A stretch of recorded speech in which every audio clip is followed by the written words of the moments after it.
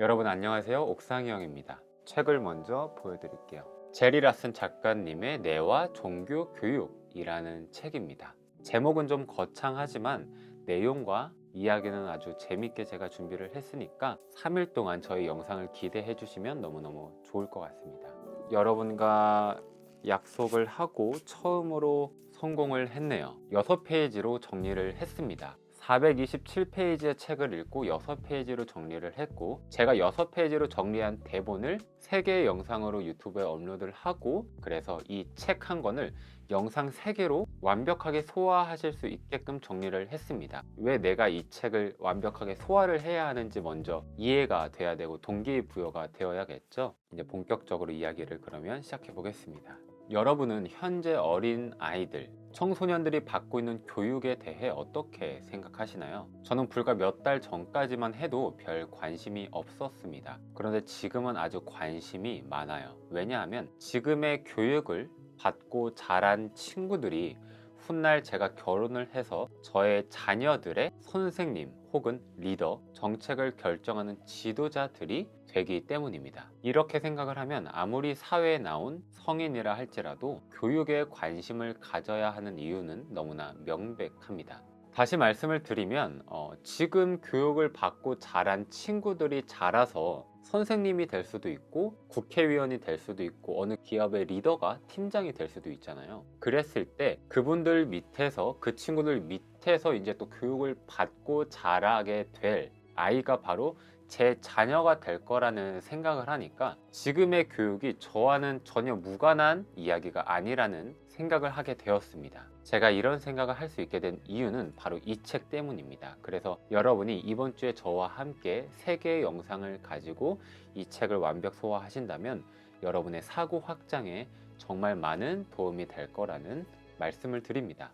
생각이 사람을 만듭니다. 그 생각은 어떻게 시작이 될까요? 그건 바로 교육과 양육입니다. 그리고 가장 중요한 건 환경입니다. 만약에 전 세계에 있는 사람들을 3가지로 분류를 한다고 하면 교육자, 양육자 또는 환경자라고 구분할 수 있을 것 같습니다. 우리가 학교 선생님 또는 부모가 아니더라도 누군가에게는 환경입니다. 서로가 서로에게 환경이 됩니다. 우리는 누군가의 말과 행동에 영향을 받습니다. 이는 곧 나의 말과 행동이 누군가에게 영향을 준다는 의미입니다. 우리가 비록 교육자, 양육자가 아니더라도 서로가 서로에게 영향을 주고받는 환경입니다. 그래서 우리는 환경자입니다. 문제 제기부터 들어가 볼게요. 편의상 20살을 기준으로 학교와 사회로 나누어 보겠습니다. 학교와 사회의 가장 큰 차이는 무엇일까요? 학교는 교육을 받는 곳이고 사회는 돈을 버는 곳일까요? 학교에서 마주하는 문제는 답이 다 정해져 있습니다. 최소한 누군가 정해놓은 답이 있습니다. 그래서 외우기만 하면 됩니다. 이때 필요한 능력은 암기력과 약간의 이해력입니다. 사회에서 마주하는 문제는 정해진 답이 하나도 없습니다. 모든 문제의 답은 스스로 찾아야 합니다.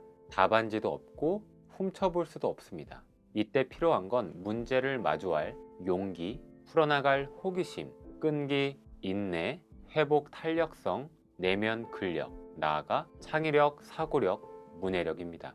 지금 사회 문제 중에 하나가 바로 쉬고 있는 청년들이 굉장히 많다는 것입니다. 그 이유가 무엇일까요? 그리고 앞으로 이 사회 문제는 점점 심해질까요? 아니면 해소가 될까요? 저는 교육의 패러다임이 바뀌지 않는 이상 점점 심해질 거라고 생각합니다.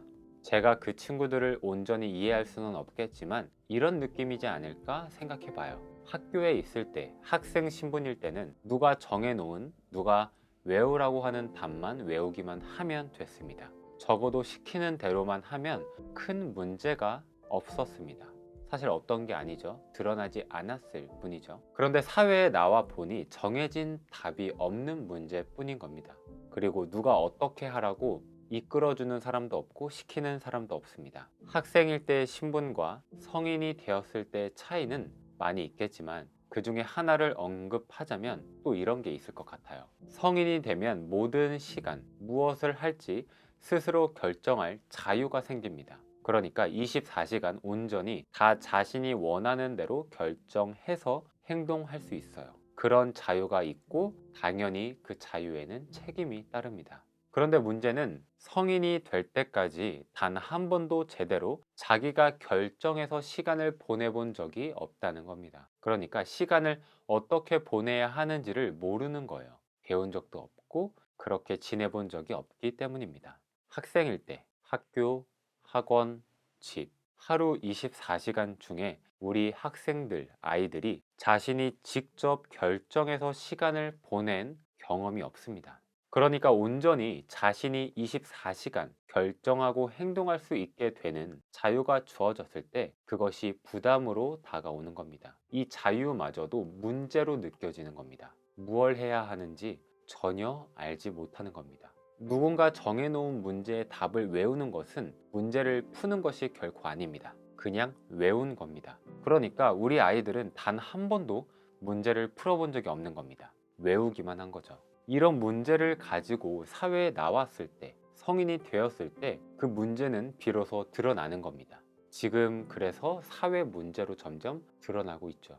정해진 답이 없는 문제를 마주할 때 느끼는 우리 젊은 세대, 또 온전히 24시간 자신이 결정해서 살 수 있는 자유가 주어졌을 때 그 자유가 아닌 부담으로 느끼는 우리 젊은 세대. 혹시 여러분도 그럴지도 모르겠습니다. 우리는 이들을 기억하고 더 이상 이런 악순환이 일어나지 않도록 교육의 패러다임을 바꾸어야 한다고 생각합니다. 우리가 어떻게 이 교육의 패러다임을 바꿀 수 있을까요? 그건 바로